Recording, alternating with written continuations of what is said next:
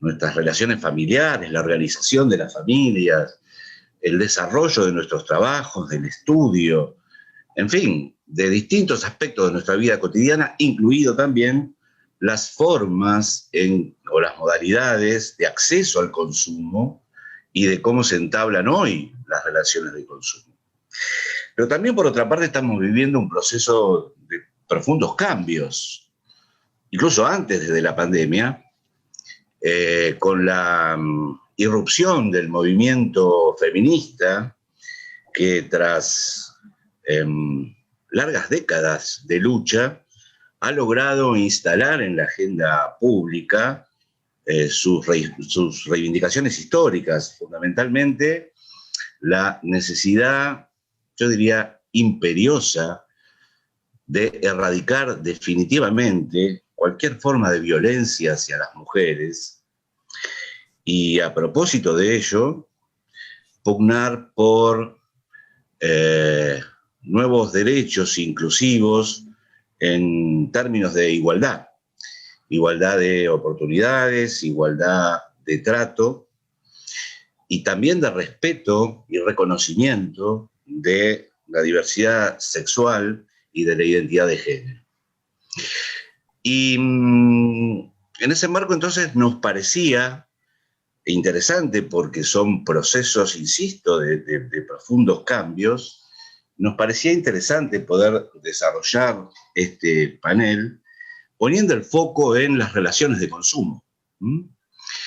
Los que desde hace algún tiempo trabajamos en materia de defensa de usuarios y consumidores, siempre señalamos que el principio que le da fundamento y origen al derecho del consumidor es el principio de protección al débil jurídico, porque se parte siempre de la realidad de que en el mercado todos y todas los consumidores, las personas consumidores, se encuentran en una situación de desigualdad estructural, natural, ¿no? De disparidad o de inferioridad de condiciones frente a los proveedores de bienes y servicios, motivo por el cual el derecho del consumidor surge entonces como una respuesta del orden jurídico que pretende equilibrar esa relación asimétrica de desigualdad estructural, dotando entonces al débil jurídico, a los consumidores y usuarios,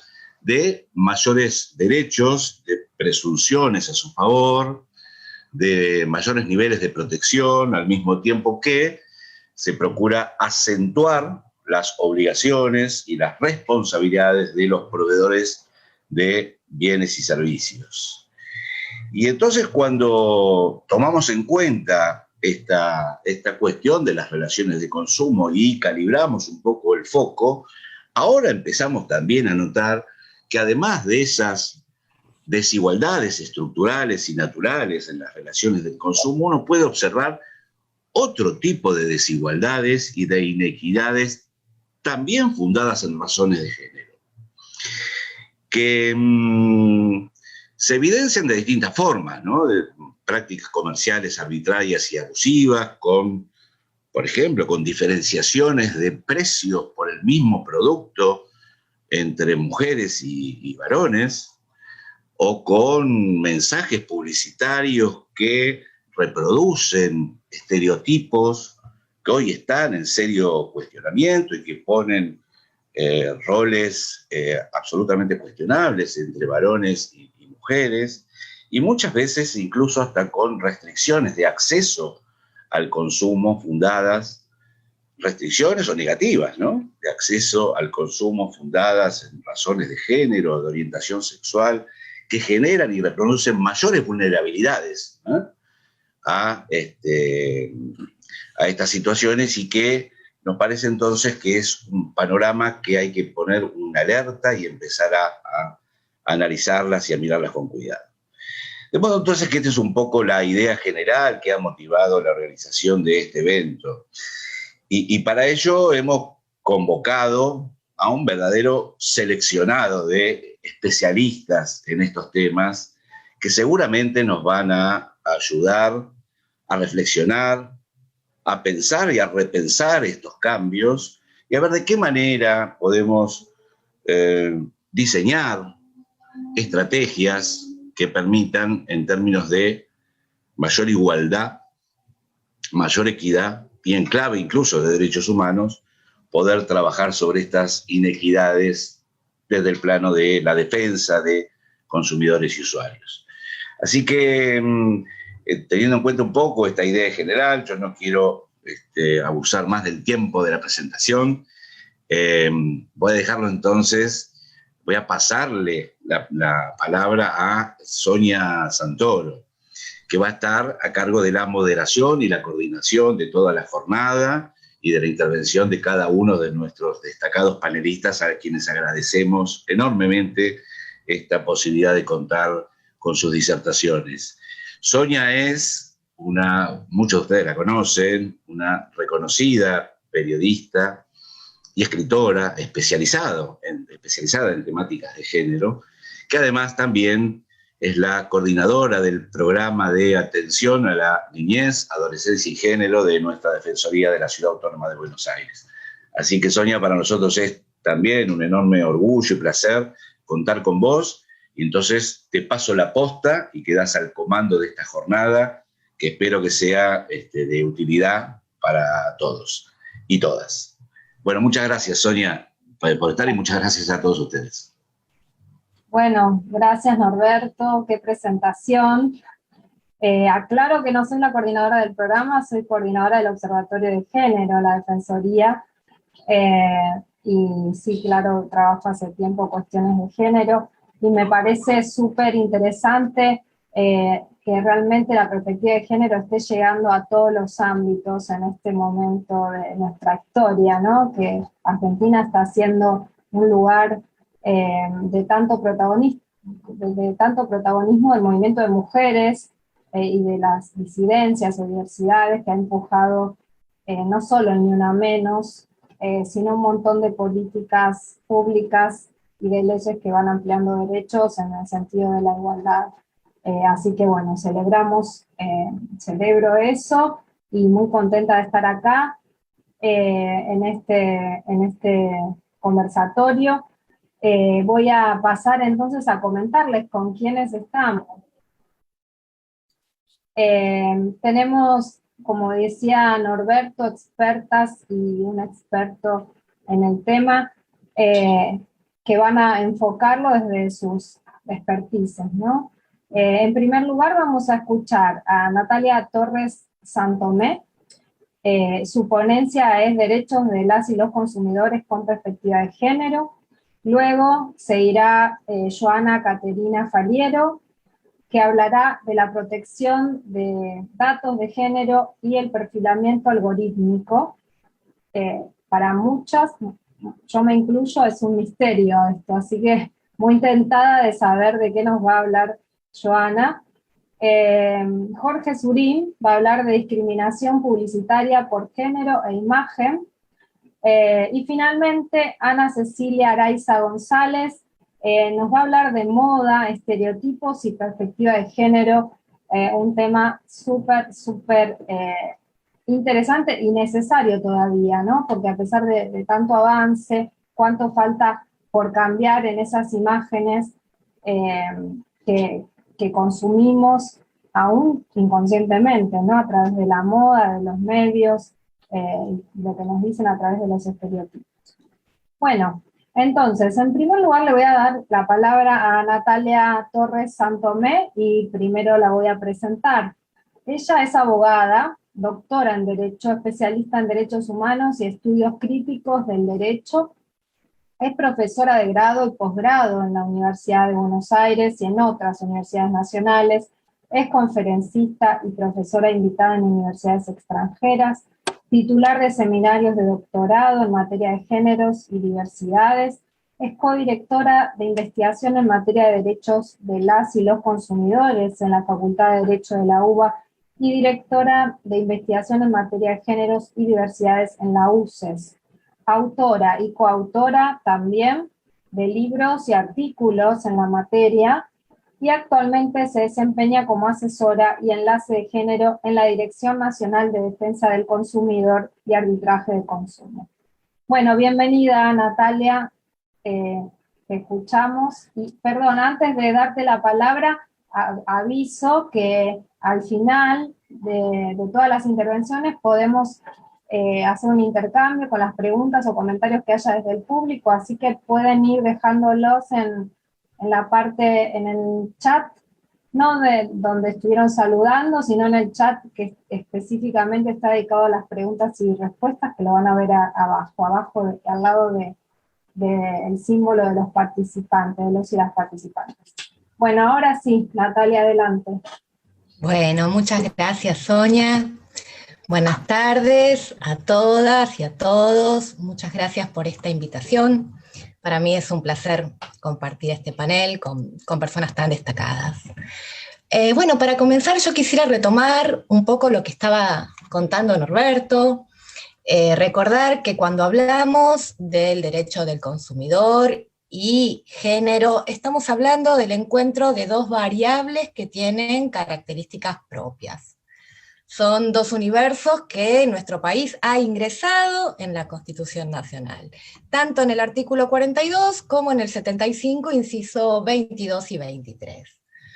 El artículo 42 refiere a los derechos de las y los consumidores, en tanto que el 75, recordemos que determina las atribuciones del Congreso, incorporando en el inciso 22 los tratados y los instrumentos internacionales, y que el inciso 23 refiere a la obligación de legislar y promover medidas de acción positiva que garanticen la igualdad de oportunidades, de trato, el pleno goce de los derechos, pero sobre colectivos particulares. La Constitución refiere a niños, mujeres, ancianos y personas con discapacidad.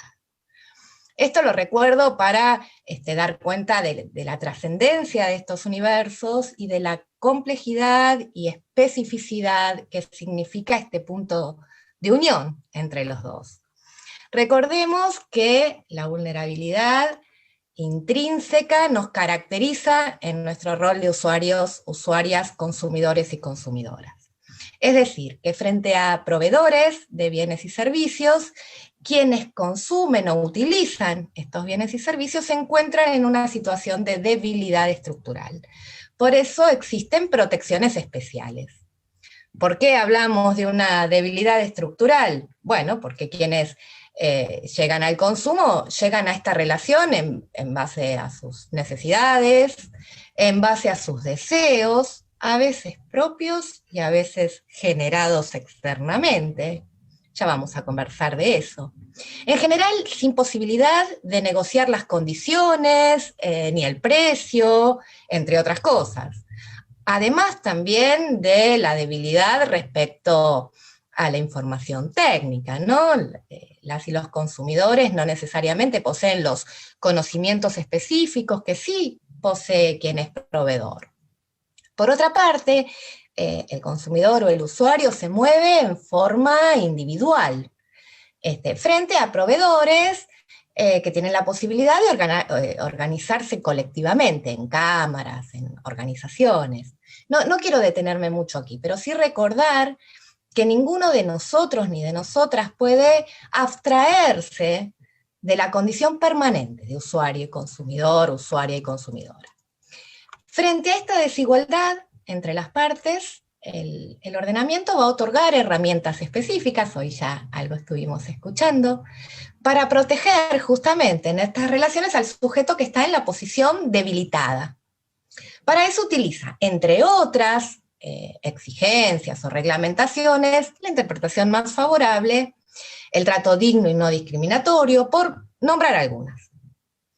Todas y todos somos consumidores, en tanto el consumo es necesario para subsistir, y por eso no podemos abstraernos de estas relaciones.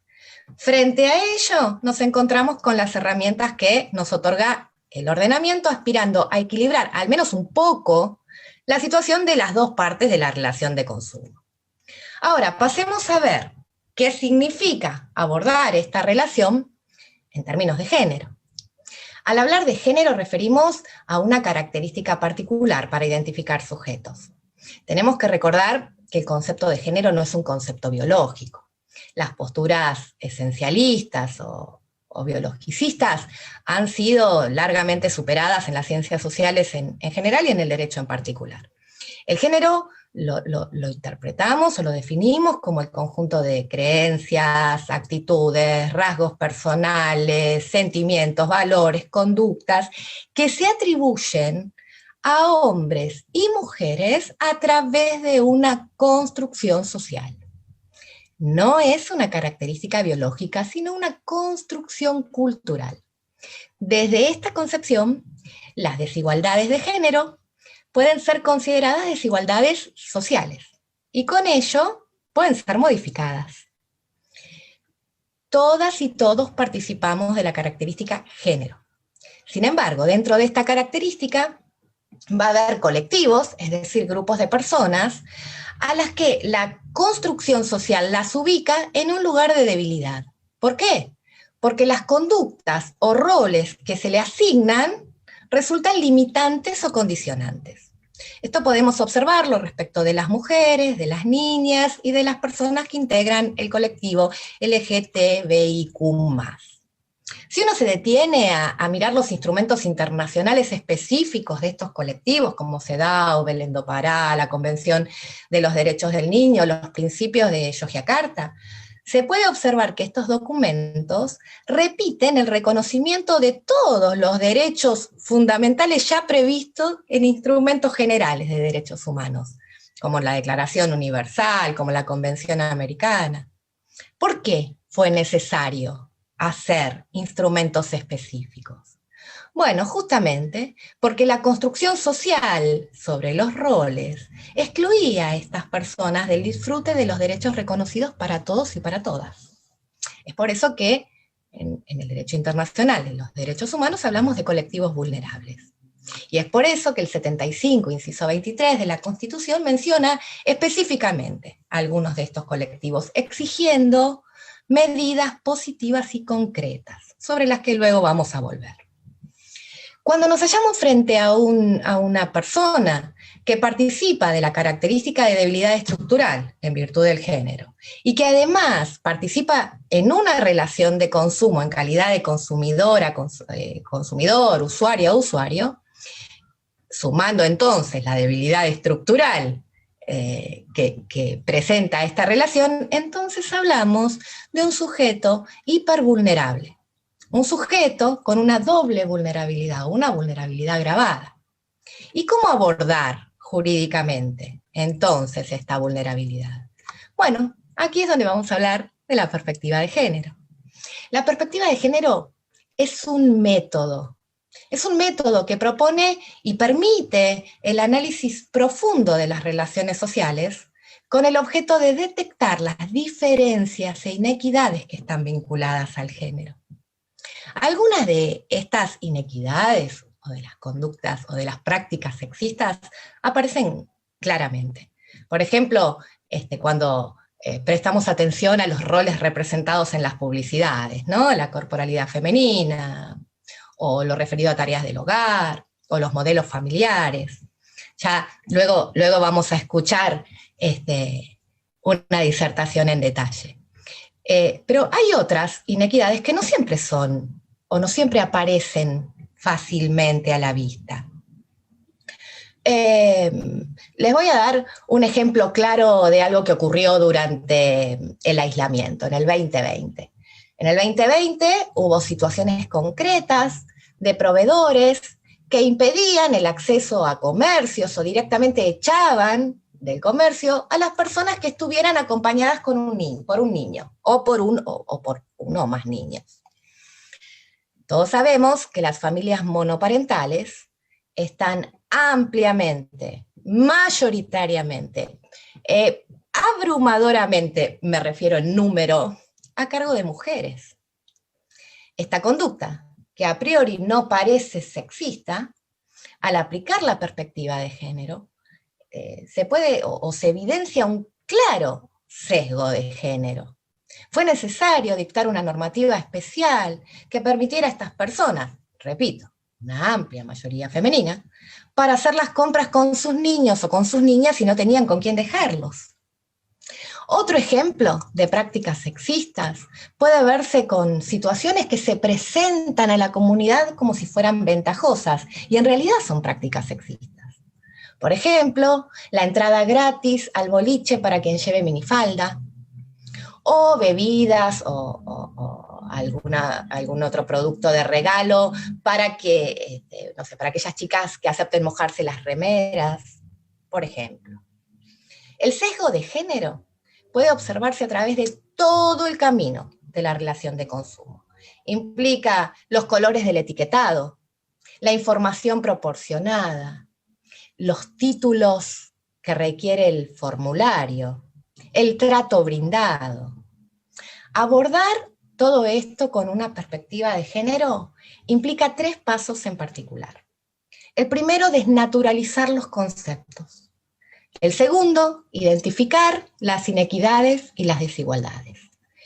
Y el tercero, operacionalizar. ¿Qué significa? Tomar las medidas positivas a fin de eliminar estas desigualdades. Veamos un poquito cada uno de ellos. El primero, dijimos, es naturalizar. ¿Qué es desnaturalizar? Es identificar la construcción social respecto de los roles de género. Interpelar esta idea que le adjudica determinadas características naturales según se trate de hombres o de mujeres, en esta concepción binaria, además, social. Los estereotipos culturales asocian características específicas a lo masculino y lo femenino, y crean pares que se excluyen entre sí. Esto significa que si se participa de una característica, no se puede participar de la otra. Así, por ejemplo, lo masculino se asocia a lo objetivo, a lo racional, a lo mental, al mundo exterior, en tanto que lo que pertenece al universo femenino participa de categorías como emocionalidad, subjetividad, el mundo interno, la familia. Esto no es naturalmente así, esto es culturalmente así. Entonces lo primero que debemos hacer es desnaturalizar. Cuando avanzamos este primer paso nos espera un segundo desafío, que es identificar las inequidades y las desigualdades generadas por esta construcción social. Por ejemplo, cuando advertimos juguetes o productos rotulados para nenes como campeones, en tanto que los que están dirigidos a las nenas son rosas y refieren a princesas. O cuando identificamos mensajes específicos, por ejemplo, aquellos relacionados a la menstruación, relacionándola con miedo, angustia, terror. Hay alguna pieza publicitaria que todos recordamos, ¿no? En esos casos estamos identificando las inequidades y las desigualdades. Y entonces pasamos al tercer paso. El tercer paso es abordar estas cuestiones, aplicarles la perspectiva de género y abordarlas, tomando y promoviendo medidas de acción positiva, que las eliminen. En este sentido, quiero contarles un poco qué es lo que estamos haciendo actualmente. Yo hoy estoy trabajando en la Dirección Nacional de Defensa del Consumidor. El camino a desterrar este tipo de prácticas, a lograr relaciones de consumo más equitativas, en realidad es un desafío que toma todas las áreas de trabajo. Desde la educación y sensibilización, a la imputación y la sanción a través de las multas. Respecto de la educación y sensibilización, les quiero contar que la Dirección Nacional de Defensa del Consumidor tiene un organismo específico que se llama la Escuela Argentina de Educación en Consumo, que es quien trabaja con campañas, materiales de difusión y concursos abiertos a la comunidad, que se pueden encontrar, bueno, en las redes sociales y en el campus virtual, todo esto con una perspectiva interseccional. Si a alguno le interesa, los puede encontrar en la página argentina.gov.ar.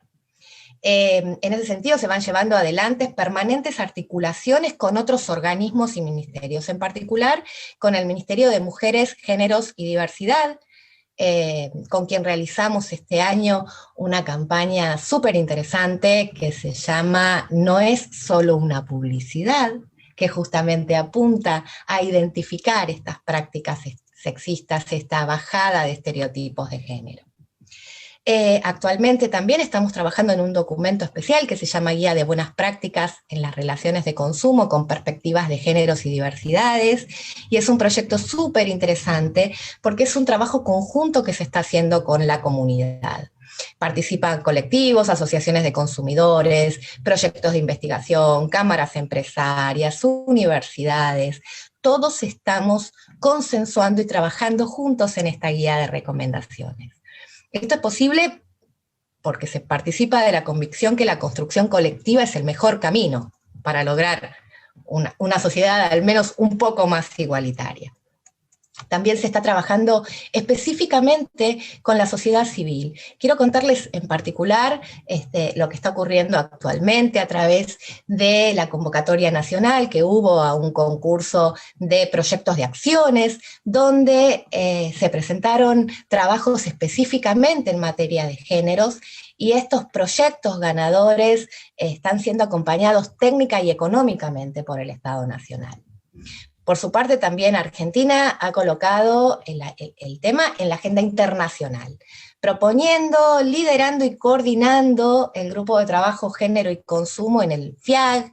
El FIAG, para aquellos que no lo saben, es el Foro Iberoamericano de Agencias Gubernamentales de Consumo. El tema trasciende las fronteras. En el ámbito regional, por ejemplo, Argentina ha impulsado la incorporación de las familias monoparentales a cargo de mujeres o personas de la comunidad LGTBIQ+, en la enumeración de los consumidores hipervulnerables de Mercosur, justamente tomando su propia experiencia en el tema. Bueno, la realidad es que tendría muchas cosas para contarles, sabemos que queda mucho por hacer. En lo personal, creo que el encuentro de hoy es una excelente muestra de que el tema está en agenda y que los desafíos que nos restan son muchos y muy grandes, pero que, bueno, trabajar colectivamente, trabajar en conjunto, los van a hacer un poco más abordables. Muchas gracias. Bueno, muy bien. Muchas gracias, Natalia. Un placer. Claro, estamos en un momento de cambio, logramos muchas cosas, pero estamos viendo cuántas más nos faltan, ¿no? Eso es lo que nos permite ir avanzando en este camino. Bueno, le voy a dar lugar a la siguiente panelista. Voy a hacer un enroque por pedido de ella, Ana Celina, que está sin poder correrse en los horarios porque está en México trabajando, y bueno, se hizo un rato para poder compartir con nosotras, así que le voy a dar la palabra a ella. Antes de eso la voy a presentar y luego sí seguimos con Joana. Ana Celina Araiza González es licenciada en Derecho también, con más de 7 años desenvolviéndose en el mundo de los derechos humanos, con una maestría en comunicación política. Ha participado como voluntaria en diversas campañas de filantropía. A sus 22 años llegó a la Ciudad de México para colaborar en el área de presidencia de la Comisión Nacional de los Derechos Humanos y posteriormente colaborar en la oficina del Alto Comisionado para las Naciones Unidas y los Derechos Humanos en Ginebra, Suiza. Posteriormente la vida la trajo de vuelta a su estado natal, Baja California, y ahora lleva 4 años en Tijuana, dentro de la Comisión Estatal de los Derechos Humanos. Asimismo es fundadora del colectivo Mujeres Informadas y del proyecto Green Closet Fashion, y cuenta con una maestría en comunicación política, creo que esto ya lo dije, y un diplomado en moda sostenible. Bueno, bienvenida, Ana. Hola, buenas tardes por allá a todas y todos. Muchísimas gracias y gracias, Sonia, por el espacio. Ando acá corriendo un poquito porque estoy en horas laborales, pero aquí nos hicimos el espacio para poder compartir un poquito de esto, ¿no? Bueno, a mí me toca hablar desde el punto de la moda, el consumismo y la perspectiva de género, ¿no? Y creo que es un tema muy importante y del cual casi no se habla. Y justo la ropa es algo que utilizamos todos los días, ¿no? O sea, nos despertamos y dentro de nuestra rutina yo creo que está escoger qué es lo que nos vamos a poner, ¿no? Pero cuando nos ponemos algo, nunca nos cuestionamos qué hay detrás de lo que estamos usando, ¿no? Y pues la moda sostenible es aquella que se preocupa por la parte ética y por la parte del medio ambiente. Hoy en día creo que la industria del fast fashion es la que nos viste a la mayoría de las personas, ¿no? Creo que estamos muy acostumbrados a comprar en estas empresas, muchas veces por lo barato o lo bonito hasta cierto punto, ¿no? Que puede llegar a ser una prenda, pero no nos preguntamos qué hay detrás de ese vestido o esa blusa que nos costó $2, $3, ¿no? Compramos muchas veces de manera inconsciente, nos dejamos llevar por las rebajas y el precio, pero a costo de quién es esa prenda que estamos consumiendo, ¿no? Y más que el costo que del medio ambiente, que es muchas veces la parte que se resalta en el tema de la moda, está también dentro de la parte ética el tema de la violencia de género, ¿no? Entonces, dentro de esta industria, el 80% de las personas que trabajan son mujeres y mujeres con condiciones laborales que no son nada dignas, sobre todo en países como Camboya, como Bangladesh, como en la India. Mujeres que tienen que cumplir con cuotas de 60 horas semanales de trabajo sin ser remuneradas, mujeres que tienen que cumplir con una cuota diaria de 230 prendas al día, que no tienen ni siquiera la oportunidad muchas veces de pararse al baño, de pararse a tomar agua, mujeres que inclusive tienen que interrumpir sus embarazos y no porque necesariamente hayan querido interrumpir el embarazo, no, sino porque las mismas condiciones de desigualdad las obligan a hacer esto, ¿no? ¿Por qué? Por los salarios que tienen. Se dice por ahí que lo que un CEO de una empresa de la industria textil, porque la mayoría de los CEOs de las empresas de la industria textil son hombres, lo que uno de ellos gana en 4 días es lo que una mujer que trabaja en este rubro puede llegar a ganar durante toda su vida, ¿no? Entonces esos son algunos datos que nos hacen darnos cuenta pues de la gran violencia que se vive con las mujeres en esta industria. A lo mejor voy a sonar muy repetitiva con muchas cosas, pero es que a mí de verdad me impacta cómo muchas veces podemos llegar a comprar algo y no lo cuestionamos, ¿no? Yo no voy a satanizar nada de esto porque yo siempre lo digo, yo era una compradora compulsiva y conforme fui leyendo del tema y fui aprendiendo, fui haciendo un poco más de conciencia de todas estas violaciones a los derechos humanos que viven las mujeres dentro de esta industria. También junto con esto vemos a veces, y me atrevo a tocar esta parte en la que vemos prendas que a veces dicen feminista, no sé si les tocó ver que se puso muy de moda estas camisetas que decían como soy feminista, ¿no? Y a lo mejor las llegamos a consumir en algún punto, pero sin saber que en realidad las empresas estaban lucrando con el feminismo, ¿no? Sin cuestionar realmente qué era lo que había detrás de. A lo mejor yo puedo comprar estas camisetas en tiendas que son de fast fashion, pero hoy estoy comprando una prenda que dice que soy feminista sin saber qué hay detrás de esa marca, ¿no? Sin saber que detrás de esa prenda que compré hay una explotación laboral gravísima, tanto a mujeres como a niñas. Inclusive hay mujeres que desarrollan enfermedades respiratorias, muy, muy graves. ¿Por qué? Porque las condiciones en las que están trabajando no ni siquiera les dan a lo mejor un cubrebocas, trabajan con textiles tóxicos, que es otra parte, ¿no? De la industria del fast fashion, toda esta parte de los textiles tóxicos que se utilizan. Entonces es toda una cadena, ¿no? Lo que hay ahí. Entonces, yo creo que sí tenemos que cuestionarnos más todo este tipo de consumo que hacemos, ¿no? Sé que cuesta mucho trabajo, sé que a lo mejor el momento, ahora sí por el que está por el que estamos pasando económicamente como, ahora sí que como mundo, ¿no?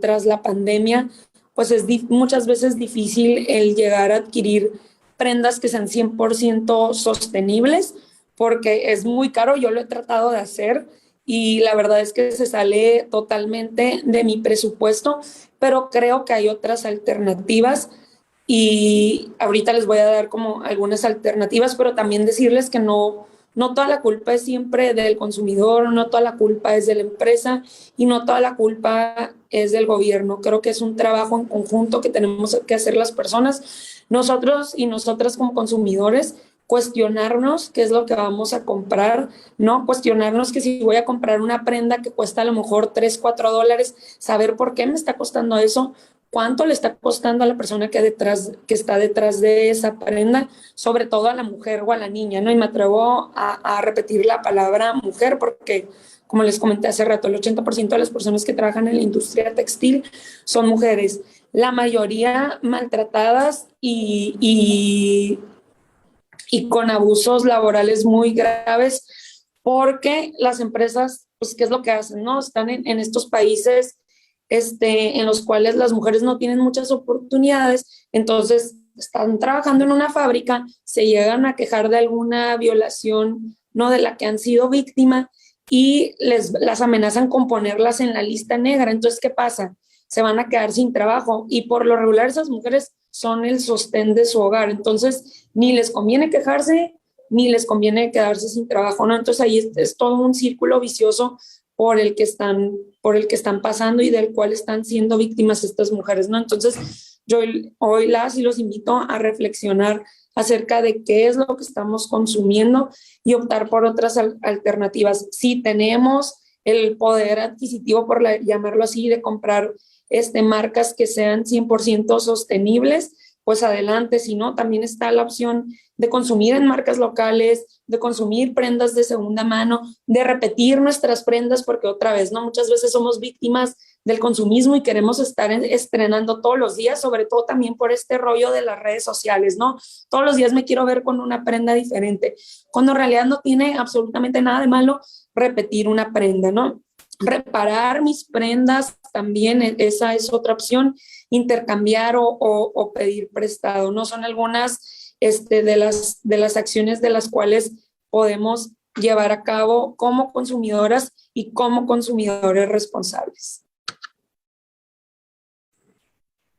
Bueno, muy bien, Ana Celina, muchas gracias, qué interesante todas estas propuestas, ¿no? Esa vuelta es un poco volver un poquito hacia atrás para seguir avanzando, me parece, ¿no? La idea de recuperar otras formas de consumo más conscientes, más responsables, y no dejarnos llevar también por las exigencias sociales que especialmente suelen presionar más sobre las mujeres, ¿no? Esa exigencia de belleza, de estar siempre perfectas, jóvenes, impecablemente flacas, recae especialmente sobre las mujeres.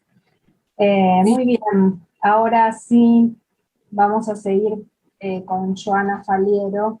Les recuerdo que pueden ir dejando sus preguntas, comentarios en el chat específico para preguntas y respuestas. La presento a Joana. Ella es doctora en Derecho con tesis doctoral distinguida en protección de datos personales de la Facultad de Derecho de la Universidad de Buenos Aires, especialista en Derecho Informático con programa de actualización en Derecho del Consumidor profundizado y abogada en Derecho Empresarial y Privado de la Facultad de Derecho de la Universidad de Buenos Aires. Es directora del programa de actualización en Data Governance, Data Compliance, InfoSec, Ciberseguridad de la Facultad de Derecho de la Universidad de Buenos Aires, es directora del posgrado en Inteligencia Artificial, Algoritmos y AMP, no sé si lo estoy leyendo bien, Legal Tech de la Facultad de Derecho de la Universidad de Palermo, directora del posgrado en Derecho a la Protección de los Consumidores y Usuarios, Problemáticas Modernas y Aspectos Estratégicos de la Facultad de Derecho de la Universidad de Palermo. Es autora de 4 libros, entre ellos La protección de datos personales. Bueno, Bienvenida, Joana, y adelante, te escuchamos. Muchísimas gracias, Sonia. Bueno, un placer estar con ustedes en este encuentro que trata obviamente de temáticas que nos preocupan de manera cada vez más exponencial en los tiempos que corren y sobre todo en la era en la cual nos encontramos, enmarcándolo dentro de esta era digital de la cual todos hablan y de que todos mencionan que estamos en la era de datos. Bueno, existen obviamente nuevos desafíos en materia de protección de datos personales, a la intimidad, a la privacidad, a la autodeterminación informativa. Pero en particular estas cuestiones aquejan específicamente a los consumidores y a las consumidoras, y en particular a las consumidoras en lo que respecta al tema de la discriminación algorítmica y en cuanto a la temática de los datos de género. ¿Por qué? Porque hoy en día utilizamos de manera masiva los algoritmos, o sea, hay una suerte de naturalización en cuanto al procesamiento algorítmico. Las sociedades se han volcado a lo que se denomina el dataísmo, o sea, nosotros como individualidades estamos signadas por el procesamiento de nuestros datos, por unas identidades digitales que dicen muchas veces lo que nosotros volcamos y aquello que está allí volcado y que nosotros no sabemos cómo se ha obtenido sobre nosotros, y que no siempre se condice con, entre comillas, la realidad o aquello que nosotros creemos que se refleja de nuestra identidad digital. Esa identidad digital termina conociendo más de nosotros que lo que nosotros conocemos sobre nosotros mismos. Y en estos sistemas también existe una hipervigilancia permanente y control de la ciudadanía, de todas aquellas acciones, de todas aquellas cosas que nosotros realizábamos de forma privada, hoy en día pasan a través del tamiz del perfilamiento, dentro del cual tal vez uno de los perfilamientos más insertos en nuestras sociedades es el perfilamiento publicitario, un perfilamiento obviamente que en materia de consumidor, tal vez en sus albores, era entre comillas a los fines de mejorar esa experiencia de los consumidores, los usuarios, pero lo cierto es que esto en particular se ha ido reformulando con el paso del tiempo a la luz de las nuevas técnicas más riesgosas de procesamiento de datos que hoy en día se utilizan de forma absolutamente generalizada. Nadie niega hoy en día que el valor comercial de los datos es algo, es algo corriente.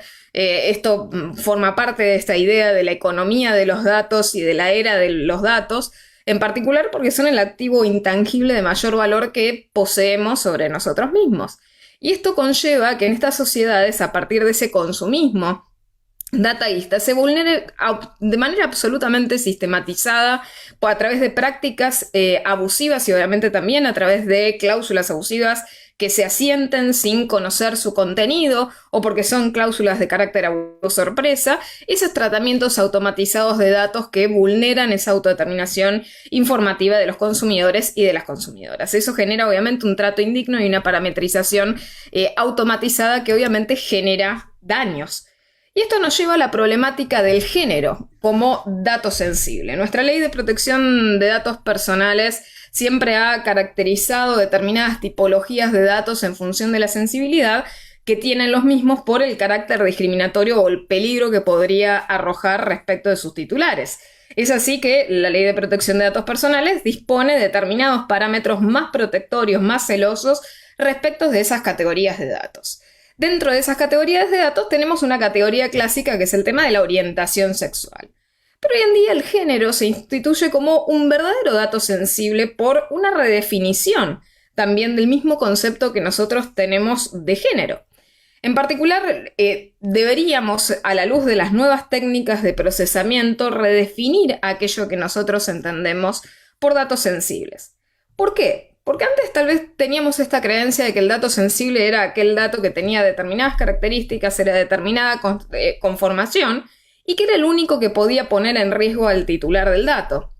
El problema es que hoy en día los consumidores y las consumidoras están en riesgo. ¿Por qué? Porque el procesamiento de datos no categorizables como sensibles puede dar lugar a la definición de datos sensibles sobre ellos. ¿Por qué? Porque las técnicas de tratamiento de datos hoy en día, data mining, big data, inteligencia artificial, machine learning, deep learning y otras técnicas de procesamiento de datos que permiten el mayor relacionamiento de estos datos a través de su tratamiento analítico, permiten inferir datos potencialmente sensibles para sus titulares a través del procesamiento de datos que no tienen mayores lineamientos protectorios. Y esto genera obviamente una hipervulnerabilidad de todos esos consumidores y usuarios de carácter electrónico, en particular porque además de todas estas cuestiones relacionadas al término del perfilamiento con fines comerciales, se suma el hecho de que esos perfilamientos sean orientados en función del género. Y esos procesamientos obviamente están cargados y signados del sesgo algorítmico. Ese sesgo discriminatorio que nosotros hoy en día ya tenemos en nuestras sociedades pasa y se traduce en el mundo digital a partir de lo que es el sesgo algorítmico de género, que genera consecuencias discriminatorias y absolutamente atroces y multiplicadoras de estos efectos dañosos.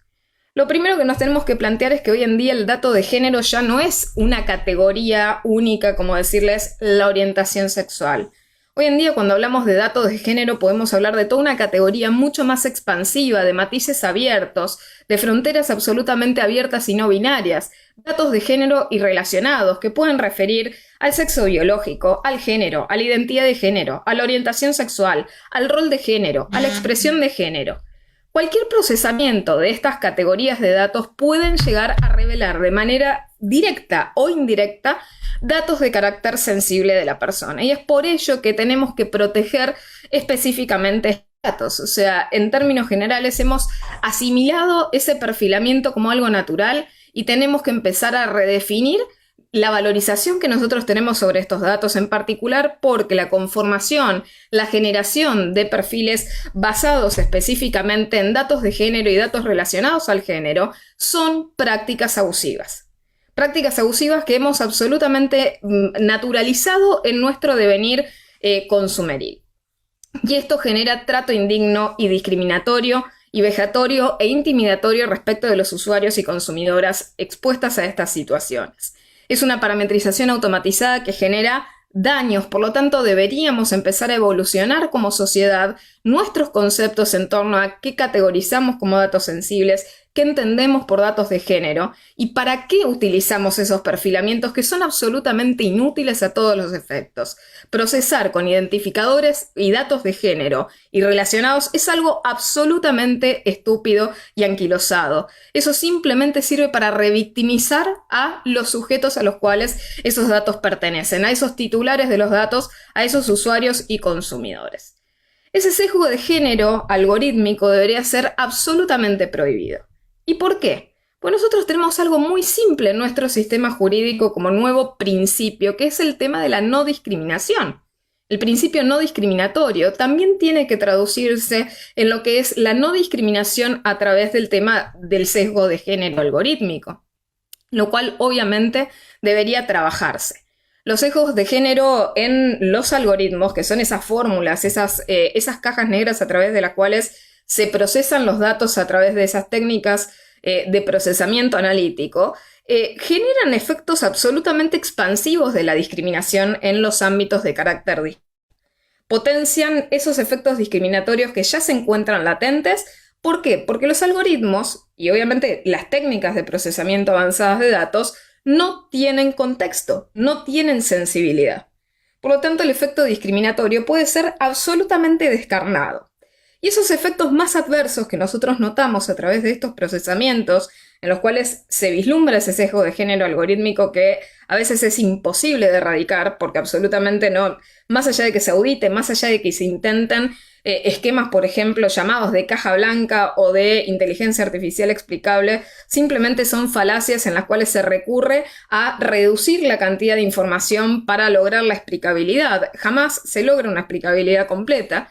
Y en definitiva, ese efecto más adverso es que se amplifican esas desigualdades que ya preexisten en las sociedades y que a través de pasar por el tamiz de esas fórmulas de procesamiento vuelven a reinsertarse y vuelven a darnos un efecto multiplicador del daño.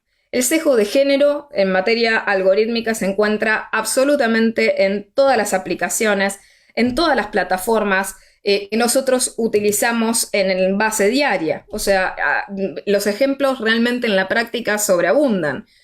casos, por ejemplo, en los cuales la comunidad LGTBIQ+, se ha habido vulnerada específicamente por el sesgo algorítmico, específicamente, ¿por qué? Porque en ciertas aplicaciones como YouTube se monetizaban mejor los videos de ciertas orientaciones y no las de su colectivo. Lo mismo sucede con otros tipos de ejemplos en particular, por ejemplo, en aplicaciones de sugerencia de artistas, en las cuales artistas femeninas recibían menos sugerencias que sus pares masculinos. Y lo mismo sucede en cualquier tipo de aplicación, o sea, el sesgo de género algorítmico no es posible, o sea, no es posible de erradicar específicamente en estas cuestiones. O sea, en particular, lo lamentable y lo más peligroso en materia digital es que esa discriminación algorítmica, esa discriminación en el plano de lo digital, se puede integrar a sí mismo con otras dimensiones discriminatorias. O sea, el género también, el sesgo de género algorítmico se puede cruzar por el sesgo de etnicidad. El sesgo de género algorítmico puede cruzarse también con el sesgo de género en salud. Un caso paradigmático también detectado ha sido, obviamente, en materia diagnóstica, a través de sistemas de inteligencia artificial, que la oferta hegemónica médica, tanto de opciones diagnósticas, está basada en el modelo o esquema de los cuerpos masculinos.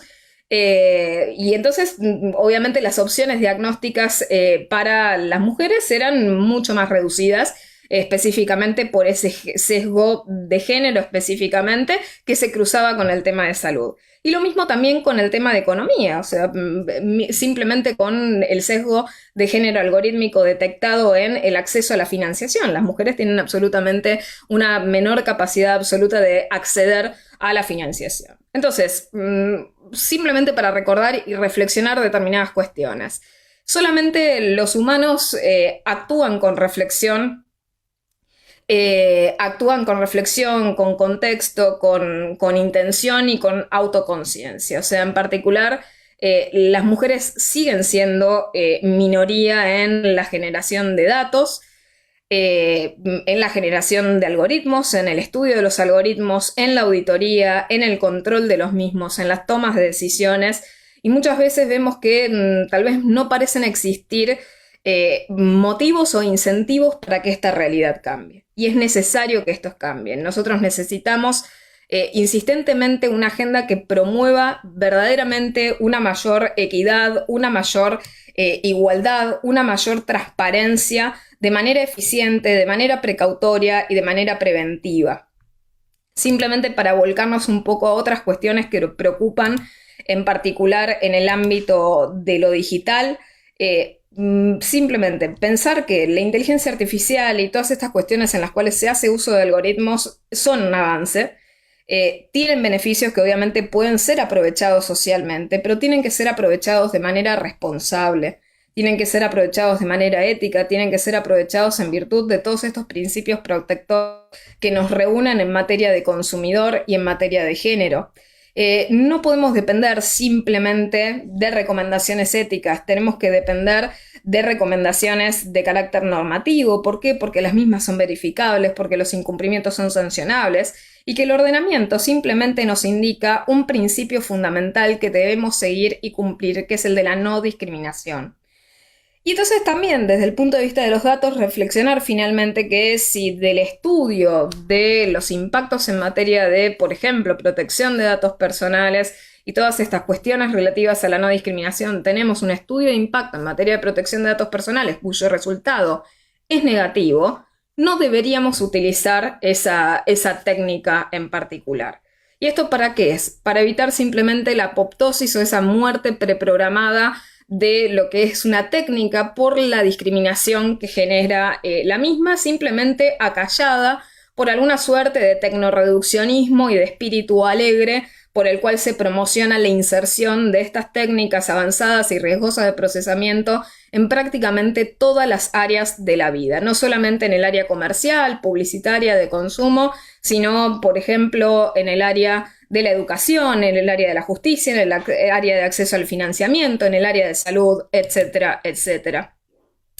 Y para cerrar con una temática que también preocupa y complementa la siguiente: la discriminación también conlleva a la violencia.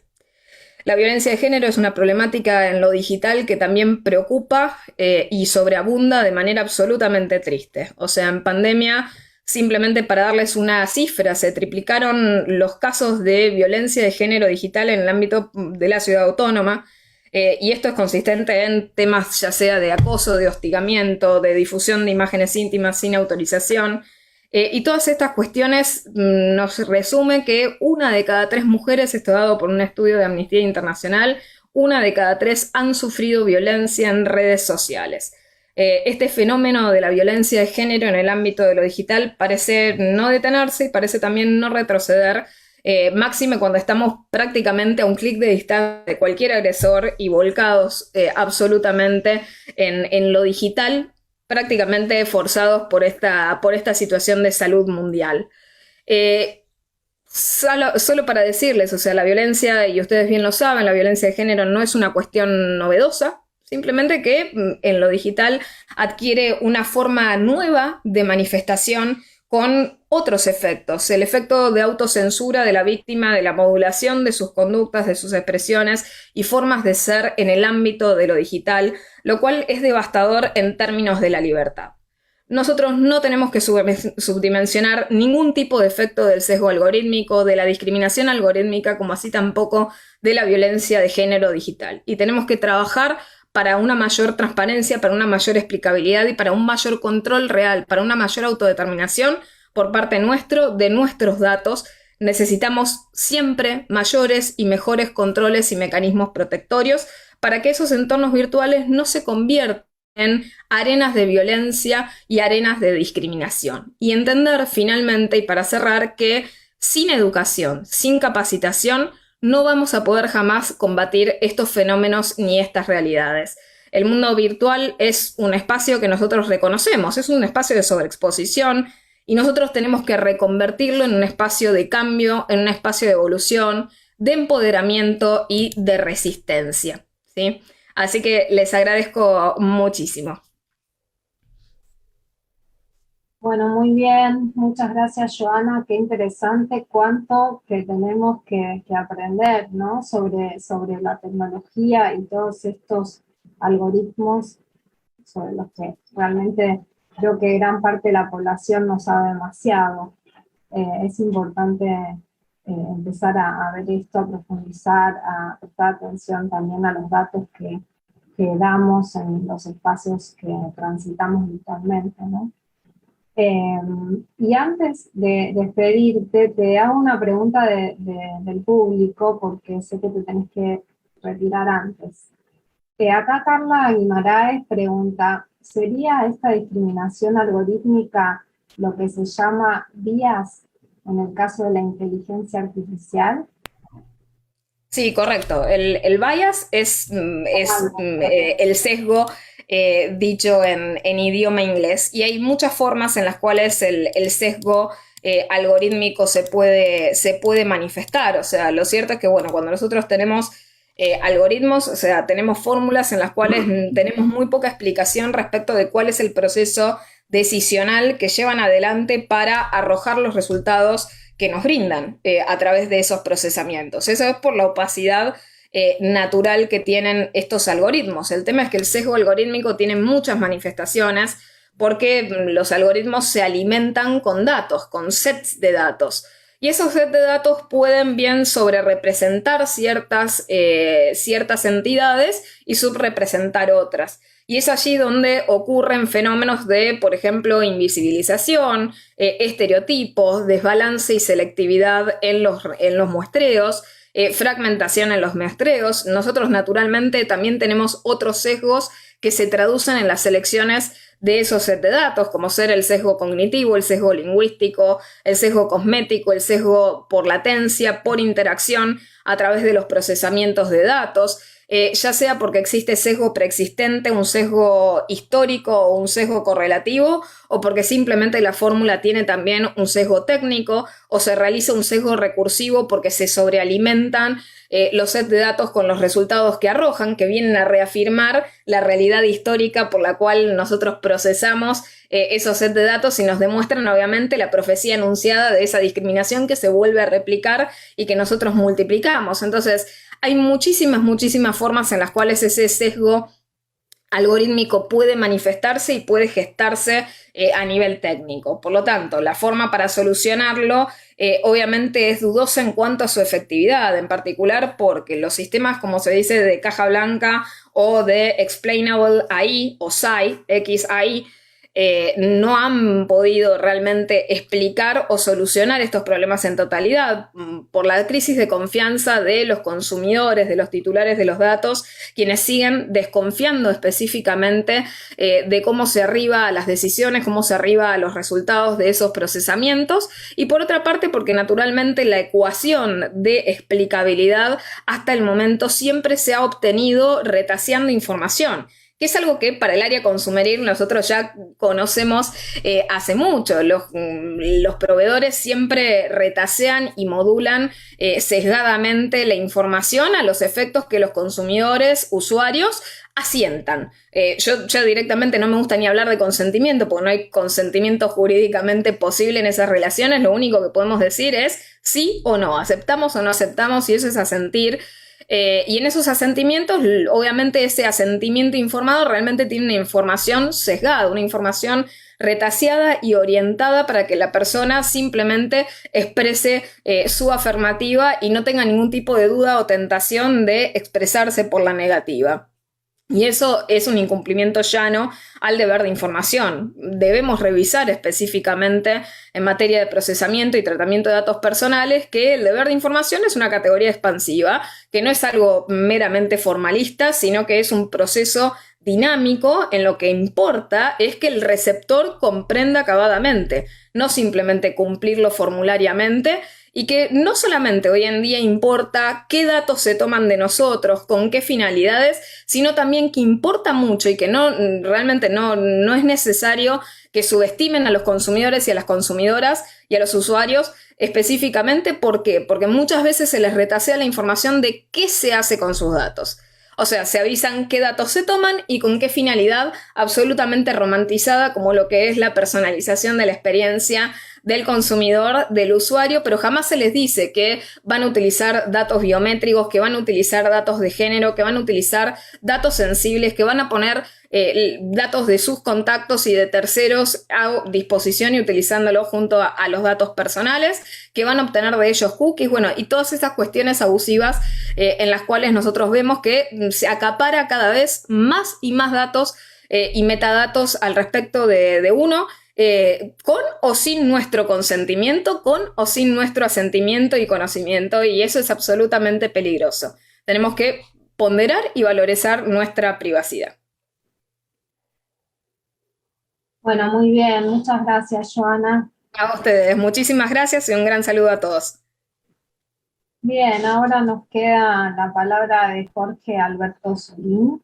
Lo presento, él también es abogado y es periodista. Tiene un posgrado en Derechos Intelectuales por la Universidad de Palermo, es responsable de lealtad comercial e inspecciones de la Dirección General de Defensa y Protección al Consumidor del Gobierno de la Ciudad. Es coautor del artículo en la Ley Comentario de la Reglamentación del DNU 274 del 19 y de los libros Derecho Administrativo de Consumidores y Usuarios de la Ciudad de Buenos Aires y Práctica y Estrategia Contratos de Consumo del 2018. Es profesor también de posgrado en la Diplomatura de Derechos del Usuario y Consumidor de la UCA, en Defensa al Consumidor en la UAI, y profesor a cargo de la materia de Derechos del Consumidor de la Facultad de Derecho de la Universidad de Belgrano. Bueno, bienvenido, Jorge. Adelante. Gracias, muchas gracias. Muchas gracias por la invitación a la Defensoría del Pueblo, a la Fundación, y gracias por la participación. Veo que hay muchísimos participantes del evento y eso me da un doble compromiso. A mí me gusta mucho hablar, tal vez por ser periodista, pero estoy en muchas diplomaturas y desde hace 6 años he decidido profundizar este tema. Busqué deconstruir preceptos. Yo tengo 57 años y arrastro preceptos de mi infancia, de un hogar machista, como muchos de los que tenemos esta edad nos tocó, y me propuse desde hace poco más de 6 años de construirlos, y aprovechando la posibilidad que me dio la expertise que tengo de estar hace 30 años en la administración pública, y desde hace 6 a cargo de un área que tiene que ver con controlar la publicidad, aproveché y decidí avanzar para buscar eliminar, como dijo alguna de las compañeras que disertó antes, desterrar estas prácticas abusivas, como también dijo mi anterior disertante, que discriminan y colocan a la mujer en un rol totalmente estereotipado, y que en la publicidad me ha tocado verlo y por suerte poder actuar en la dirección en donde actúo, en donde trabajo desde hace 21 años, y llevarlo a la práctica para que haya una sanción, haya una contrapublicidad, es decir, una rectificación publicitaria para que todas las personas, consumidores, consumidoras, puedan, cuando la sanción quede efectivizada en la justicia, reafirmada, confirmada, poder enterarse de cuando una práctica abusiva o discriminatoria se revierte por una acción administrativa y o judicial, cómo queda corregida la publicidad. Como vieron el derecho a réplica, uno por una acción en donde difama a alguien puede pedir derecho a réplica. Bueno, la contrapublicidad es el equivalente al derecho a réplica en materia publicitaria, así que me parece muy importante. Bueno, vamos a ver unas imágenes. ¿Ven bien? ¿Se ve bien? ¿Pantalla completa? ¿Todo en orden? Gracias.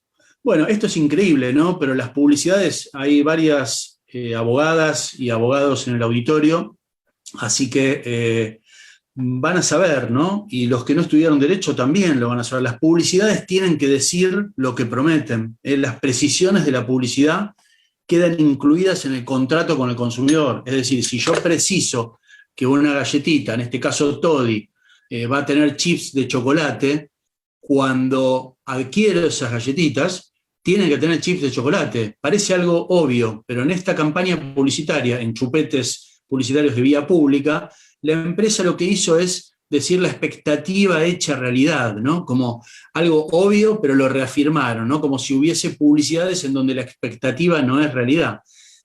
Van a ver, después les voy a dejar un link de un video en YouTube de publicidad engañosa y discriminatoria, en donde en 24 minutos todo lo que yo estoy hablando hoy con imágenes lo van a poder ver con publicidad audiovisual.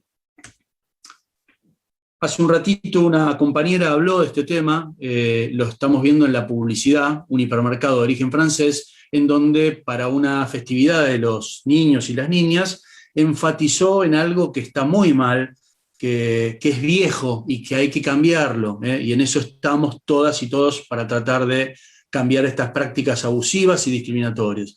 La C de campeón y mostrando un niño con por ejemplo, un auto, un karting. Y la C de cocinera mostrando a una niña con una cocina de juguete. Pésima campaña publicitaria, por suerte autorregulada y sacada, no emitida con posterioridad por la empresa. Después tenemos otros casos que han sido polémicos, han sido hablados. El tema de unos huevitos con sorpresa, que por suerte en el día de ayer, todas y todos sabemos que se dictaminó, hay un dictamen de diputados que hace que la ley de etiquetado frontal pase a recinto para ser tratada, si Dios quiere, en agosto a más tardar, y cuando tengamos ley de etiquetado frontal, entre otras cosas, tuve la suerte de poder expresarlo hoy en Infobae, en una nota que hay sobre las 10 claves de esta ley de etiquetado, este tipo de publicidades van a tener que dejar de emitirse. ¿Por qué? Primero, porque están discriminando, ¿no? Estamos viendo lo que se habló antes, el color rosa, el color celeste, relacionarlo con niña, niño, y después porque es huevo sorpresa, ¿no es cierto? Promete que hay una sorpresa dirigida a niñas, niñas y adolescentes, y esto va a quedar prohibido en esta normativa, por lo tal la empresa, que es buenísima y tiene un chocolate riquísimo, tendrá que adaptarse a las nuevas modalidades. ¿Por qué pongo este ejemplo? Porque también algunas y algunos de ustedes van a recordar, pero ya por el año 80 esta empresa tuvo una publicidad muy fuerte, muy cuestionada, porque asustaba a los chicos y a las chicas, jugando un poco con la imagen del huevo y con una persona promocionando esa venta del huevo. Y como les dije recién, este huevo que trae una sorpresa, si sale esta ley de etiquetado que en principio va a salir en agosto, va a ser ley, no van a poder emitir este tipo de publicidades estas empresas, como tampoco los va a poder emitir las empresas que venden alimentos procesados y que emiten publicidades, anuncios publicitarios dirigidos a niños y niñas, en donde, por ejemplo, prometen cajas mágicas con expectativa de juguetes de películas o mascotas preferidas por los chicos, o cajitas felices, o a la inversa. Ustedes saben de qué empresas estoy hablando, y esto también es una manera de discriminar. Hace un ratito una de las compañeras que disertó decía que también la publicidad, no solo cuando es un tema de género puede ser engañosa y discriminatoria, también cuando inducen a las niñas y niños que son personas que no tienen expertise alimentaria para discernir respecto a cuando un anuncio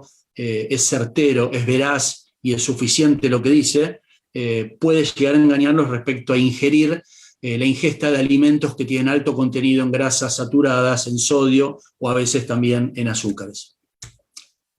Después tenemos casos más polémicos, más recientes, en donde se ha discutido, fue muy polémico el tema, pero lo cierto es que esta empresa por más de 50 años mantuvo la imagen en una harina hiper conocida, que todos la utilizamos, los que estamos en la cocina y las que están en la cocina saben que es una harina muy conocida, en donde se utilizaba una figura de una cocinera con una tez morena, que más allá de la polémica y lo que haya generado, después se vio que en las posteriores imágenes, en las campañas, también se criticó que las manos que aparecían eran de mujeres, pero hasta donde tengo entendido, las campañas, los claims publicitarios que van a salir incluyen manos de mujeres y con posterioridad manos de hombres y van alternando. Así que tendremos que ver cómo sigue esto.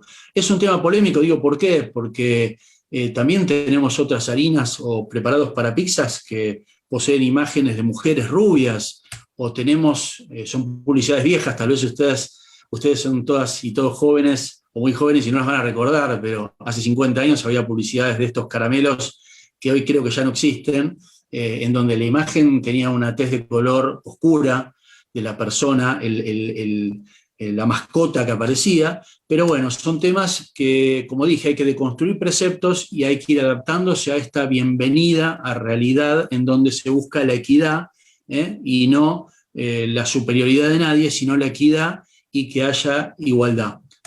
¿Qué es la publicidad engañosa? Muy rápido. Sepan que está regulada en un decreto de necesidad y urgencia del año 2019, es muy reciente. Antes estaba en una ley de lealtad comercial, y básicamente lo que dice es que se prohíbe todo anuncio emitido por radio, televisión, Twitter, Instagram, Facebook, TikTok, chupetes publicitarios vía pública, cine, radio, folletos que les entregan en la puerta de hipermercados o autoservicios. Prohibida cualquier clase de publicidad que pueda inducirlos a error o engaño respecto a características del producto o servicio ofrecido, al precio, principalmente al precio, en donde más casos de publicidad engañosa se ven. Y después tenemos lo que más nos importa para este evento, que es la publicidad discriminatoria. Hace unos años ya regulada en el Código Civil y Comercial de la Nación, y que en su inciso C, tiene 3 incisos, pero el que nos importa hoy para lo que estamos hablando, es que prohíbe la publicidad que sea abusiva o discriminatoria y o que pueda llevar a niños, niñas y adolescentes a conductas que sean perjudiciales para su salud o integridad física. Hay muy poca jurisprudencia, los jueces se han expedido muy poco sobre esto porque hay muy pocas actuaciones de la autoridad de aplicación de todo el país que hayan llegado a la justicia, pero lo cierto es que hay 2 o 3 casos que ya hablan de este tema y bienvenido sea.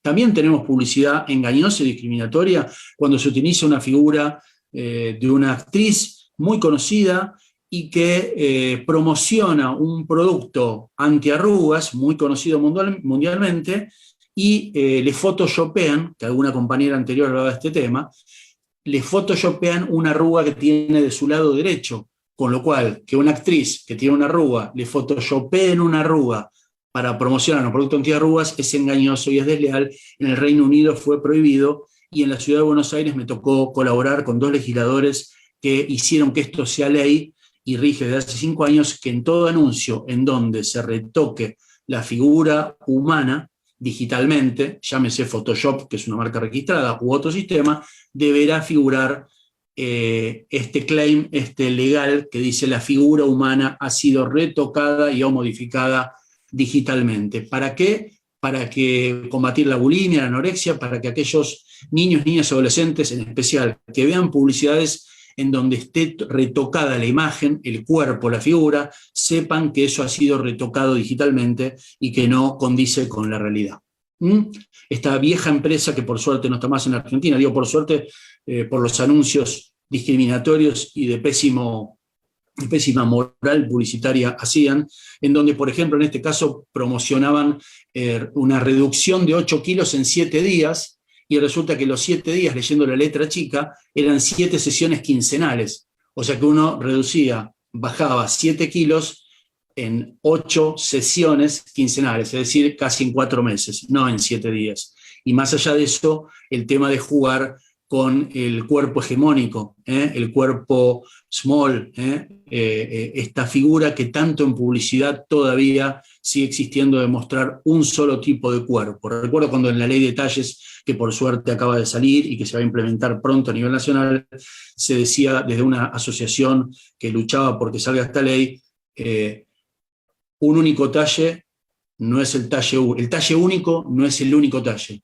El talle único no es el único talle, porque estamos cansados de ir a locales en donde hay talle único y no tiene que ser el único talle, ¿ok? Ahora con esta ley esto va a cambiar y va a ayudar muchísimo a desterrar estas prácticas discriminatorias y abusivas. Yendo para el tiempo, anuncios publicitarios en donde han colocado a la mujer en el rol específico de la limpieza, cuando por suerte fue cambiando todo, y en anuncios que los van a ver, reitero, en ese video de YouTube, que después les paso el link, lo van a ver audiovisual, se mostraba en este momento, hace unos años, no muchos, que la mujer limpiaba en la cocina y que el hombre, el superhombre, lo ven disfrazado como una especie de Superman o Batman, iba en ayuda de ella con ese detergente o la vajilla mágico que la iba a ayudar. Por suerte esto cambió, hay excelentes ejemplos de empresas que se han deconstruido muy favorablemente y lo han hecho muy bien, empresas que anteriormente eran deleznables sus publicidades discriminatorias hacia la mujer, ahora se han deconstruido y, por ejemplo, en esta muestran cómo el trabajo se comparte, la limpieza del hogar, las tareas hogareñas se comparten, no es que alguien ayuda a otro, sino que se comparten. Mediante un juego de baile, lo van a ver en la publicidad, la dan en TV abierta todo el tiempo.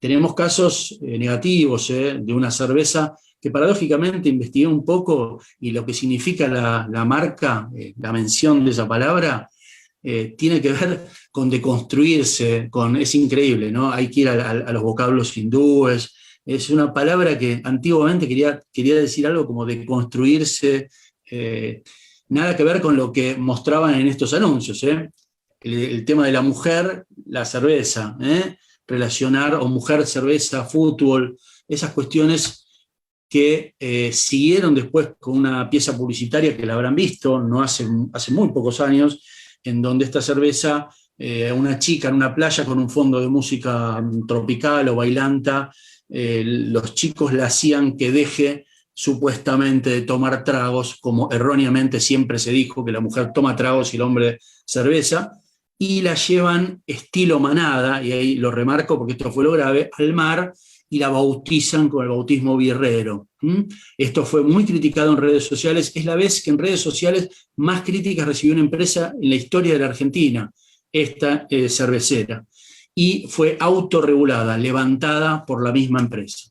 Miren cómo le contestó esta empresa, que ha tenido problemas de publicidades comparativas o conflictos en publicidad, pero qué bien que le contestó con una vieja pieza que la reeditó y la sacó, mostrando que esa creencia de que el rol de la mujer es tomar tragos y el hombre es el que toma la cerveza, acá se invierte. Véanla, en el video la van a poder ver. Casos más graves, esta es una publicidad no tan antigua de otro país, en donde se le sugería que para el Día de la Madre a la mujer uno le regale una lustra aspiradora. A alguno le va a sonar este tema, ¿no? Por ahí, de algo más reciente. ¿Le suena esto?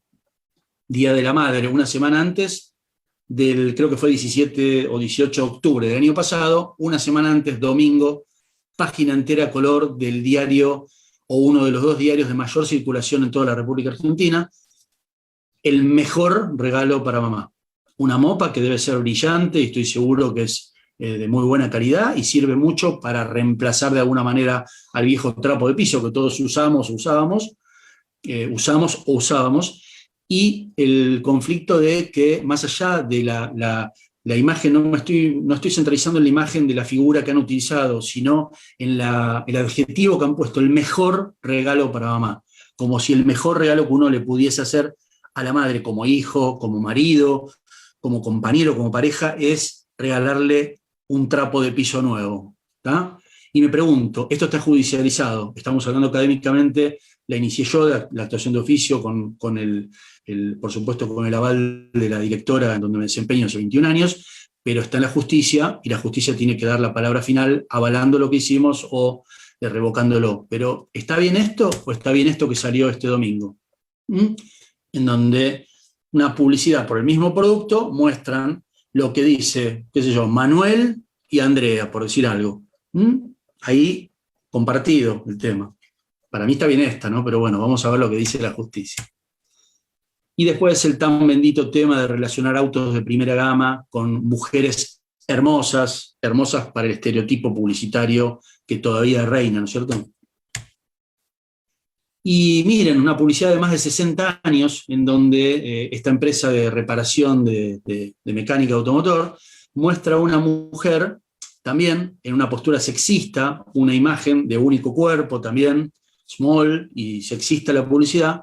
Les va a sonar algo que están viendo diariamente, ¿no? Por ahí en la televisión abierta, en un canal que se ve mucho, en prime time, y es un tema federal, porque es una publicidad que se emite en una televisión abierta, como para que lo analicen, porque es una mujer que es una modelo, después utilizaron una conductora, en donde la publicidad en internet tienen publicidades con hombres también, con varones, pero la que sale en televisión siempre es la mujer con el cuerpo, el único cuerpo que se muestra en publicidad, con una banda sonora de fondo especial y mostrándola mucho cómo camina y todo. A mi entender, equivocada la publicidad, veremos qué dice la justicia. Promociones que ha hecho una empresa que fue loable lo que hizo, pero terminó en las redes siendo perjudicial.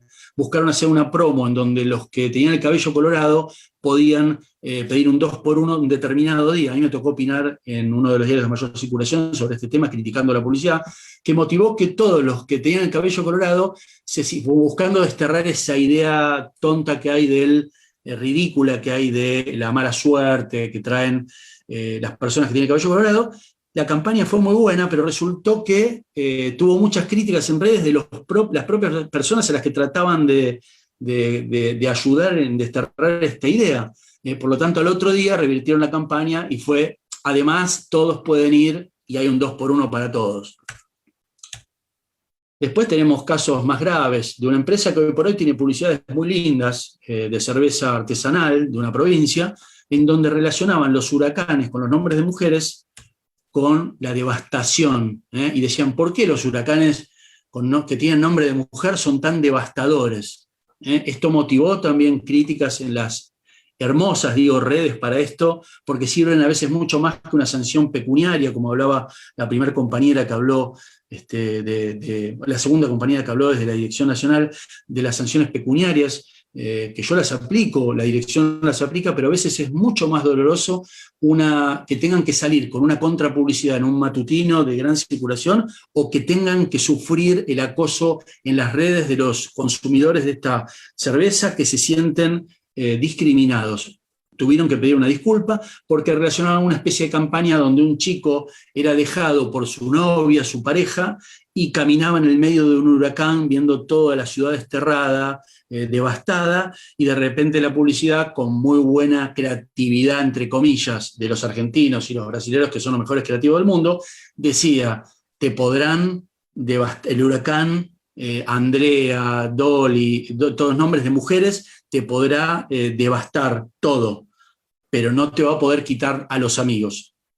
O sí, terminaba diciendo. Entonces, como diciendo que una mujer equiparable a lo devastador de un huracán, era tan devastadora que destrozaba todo y que encima te quitaba a los amigos para que vos puedas tomar una cerveza artesanal con ellos. Tuvieron que levantarla, por suerte. Después tuvimos casos más graves de un desodorante que hasta hace muy poco no tenía nada de construido y hizo una campaña, ya se acuerdan esa teoría, la película 2012, Nostradamus, que decía que se acababa el mundo determinado día del 2012. Bueno, aprovecharon muy bien creativamente, reitero, pero no con lo que utilizaron, con las imágenes y el lenguaje, cómo lo utilizaron, que ese es el problema, diciendo salvate, se acerca el fin del mundo. Mostraban a un chico armando un arca de Noé, un chico también con los estereotipos de imagen de único cuerpo que se muestran en televisión y en publicidades. Y de repente utilizaba ese desodorante, esta edición de Fin del Mundo, y venían hacia él todas las mujeres que casualmente también tenían único cuerpo y bien estereotipado, ¿no?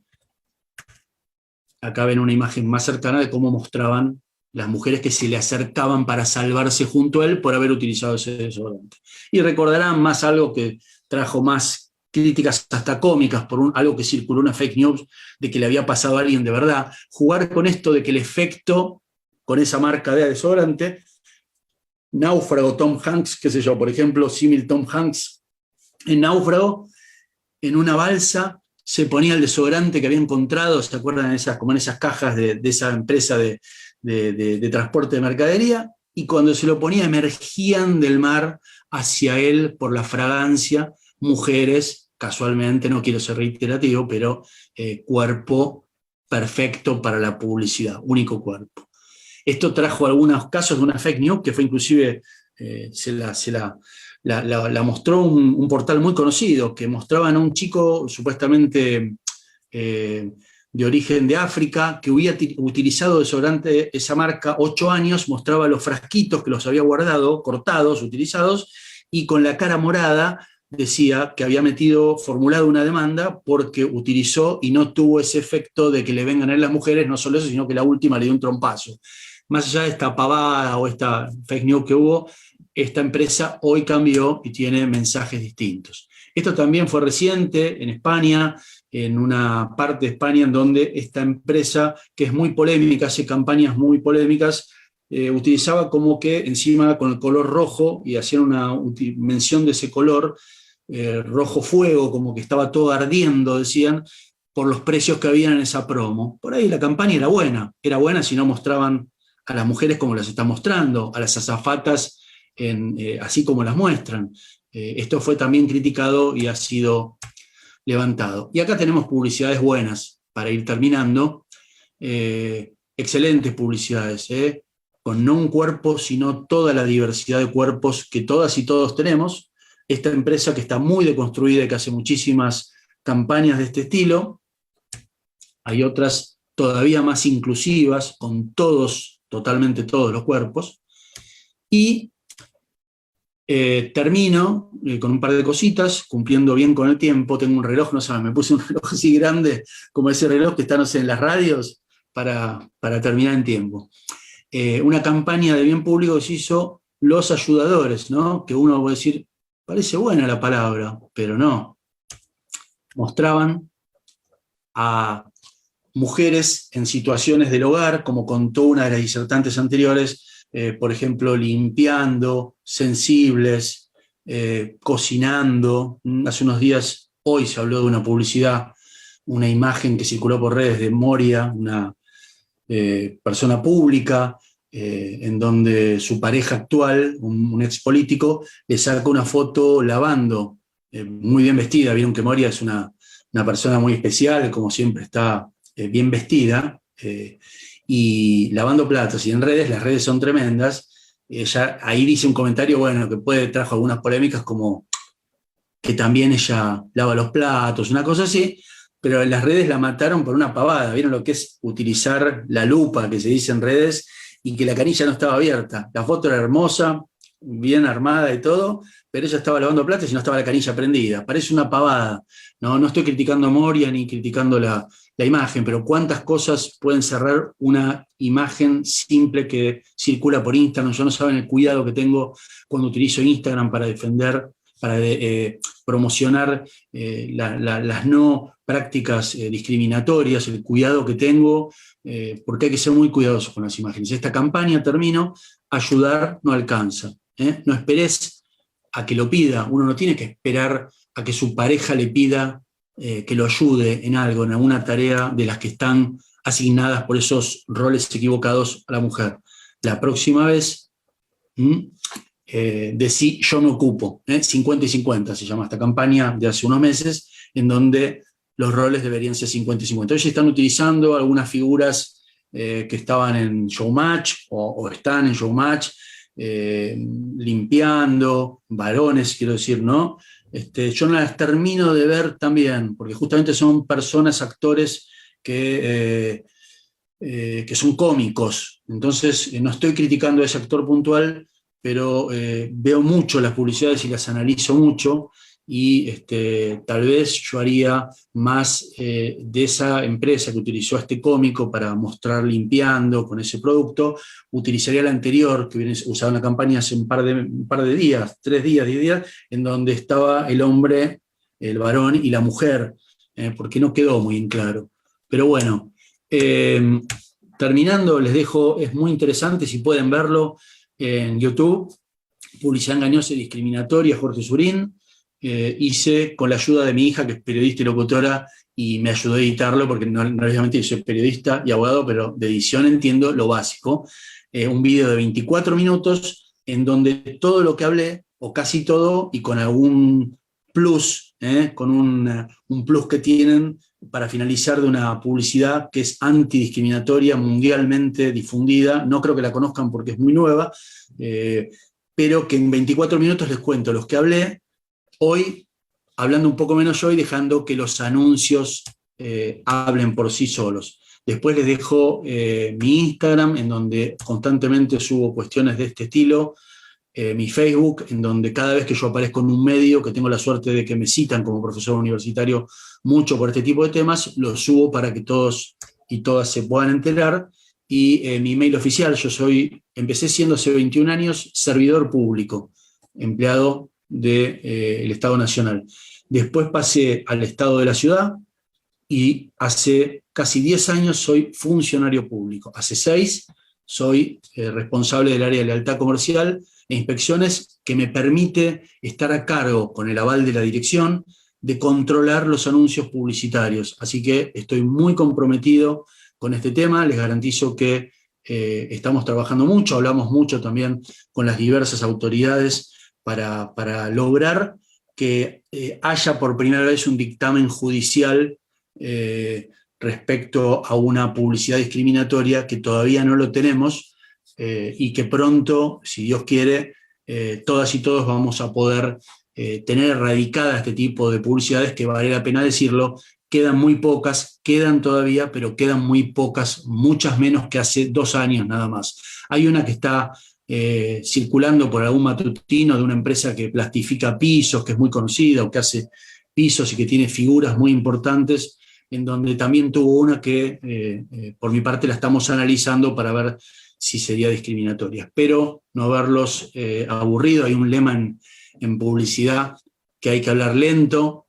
En publicidad se critica mucho los cortes de audio, cuando en una publicidad radial ustedes escuchan la promoción del producto en forma espectacular por un locutor o una locutora matriculada, revendedora, persuasiva y atractiva para que uno adquiera, uno o una adquiera ese bien o contrate ese servicio. Pero cuando vienen los legales, que es cuánto dura la promoción, dónde está vigente y cuál es la limitación en stock que tiene esa promoción, la lectura, lo van a escuchar en el video de YouTube, se escucha bases y condiciones www.com.ar, no se entiende nada. Yo traté de no seguir eso, ser un poco más lento para hablar, y ojalá que les haya sido de utilidad. Gracias a todas, a todos. Bueno, muchas gracias, Jorge. Muy interesante el tema de las publicidades. Cuántos años que se viene batallando contra publicidades sexistas, discriminatorias y cuánto que cuesta, ¿no? Sin embargo, bueno, como vos bien señalaste, ha habido algunos cambios en los últimos tiempos. Bueno, estamos en momento de preguntas, de comentarios. No sé si tenemos felicitaciones para los disertantes, las disertantes. No sé si alguien quiere preguntar algo, comentar. ¿Podés dejar de compartir pantalla, Jorge? Sí.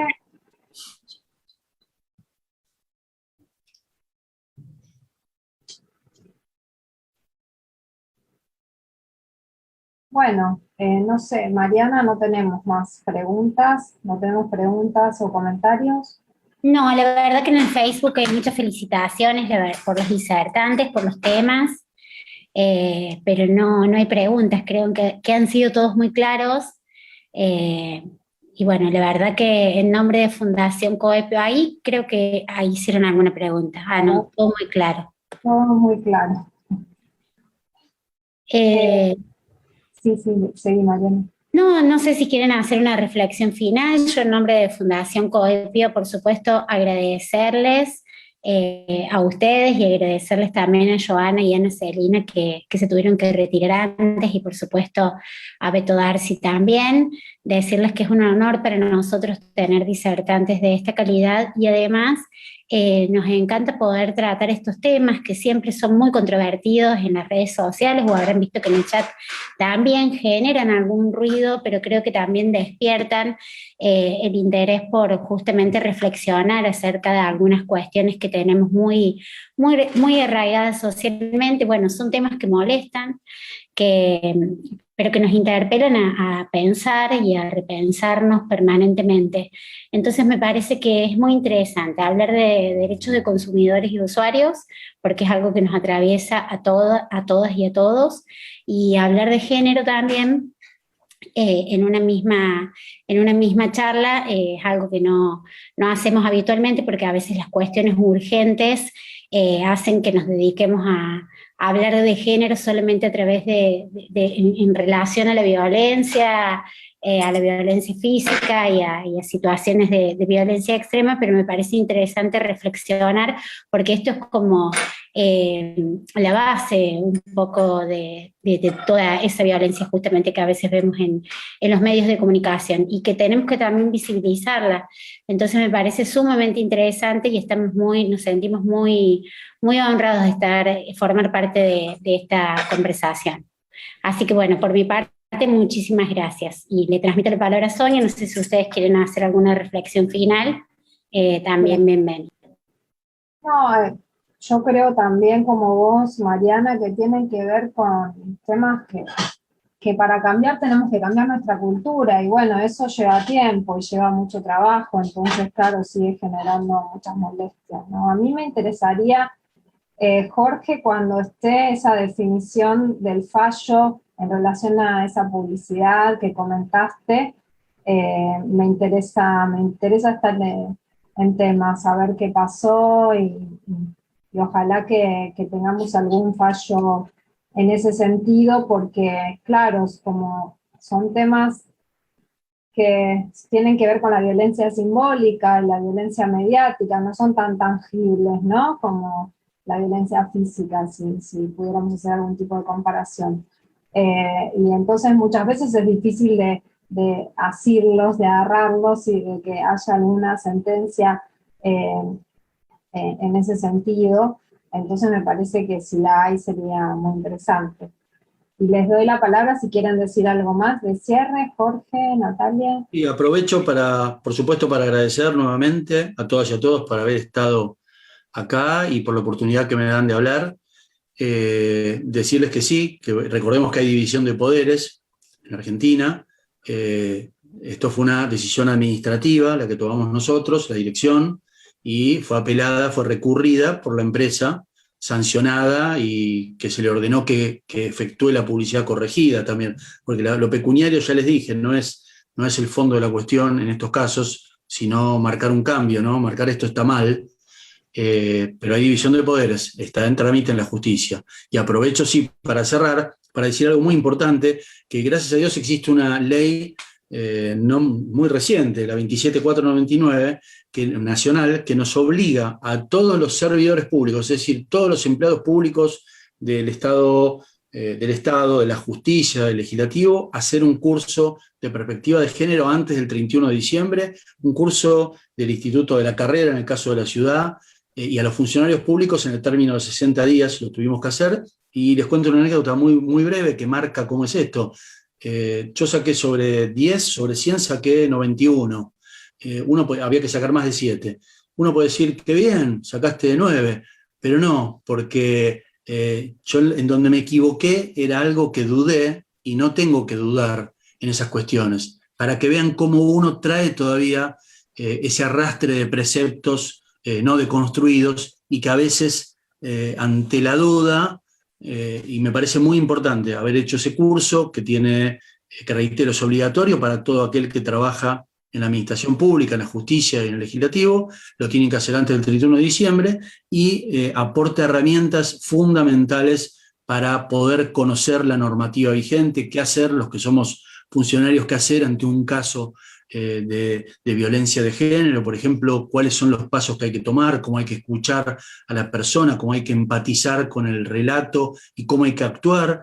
Una cuestión muy interesante y quería compartir, porque a mí me tocó hacerlo hace 4 o 5 días cuando me notificaron y me ayudó mucho, aunque ustedes me pueden escuchar hablando así, analizando la publicidad, habiendo sido quien inició esa publicidad, esa actuación, avalado por la dirección, que es la única que hay iniciada con dictamen y ahora en la justicia en todo el país, pero a veces todavía me falta. Por eso soy periodista y me fijo mucho cuando estoy en un medio o cuando estoy apareciendo en algún lado, trato de dejar una imagen y no fue casual que yo esté teniendo un costado de los libros, como uno en general tiene, y a otro costado tenía un cuadro de un micrófono, porque yo para deconstruirme, tengo 58 años casi, y para deconstruirme utilicé mucho la lectura, es decir, el aprendizaje, aprender muchas cosas que no las traía conmigo, y escuché, por eso el micrófono. Aprendí a escuchar a los que saben, a aprender a compartir las vivencias,